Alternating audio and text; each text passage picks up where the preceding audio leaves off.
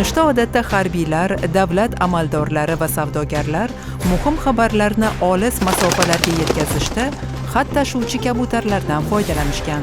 Bugun zamonaviy texnologiyalar davri.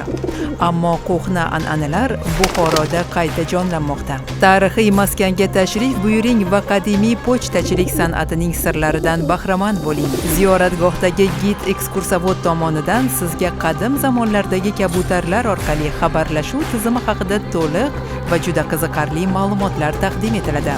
Moziydan sado beruvchi kabutarchi bobo xushxabarlarni qushning oyog'iga bog'lab, uni parvozga chorlaydi.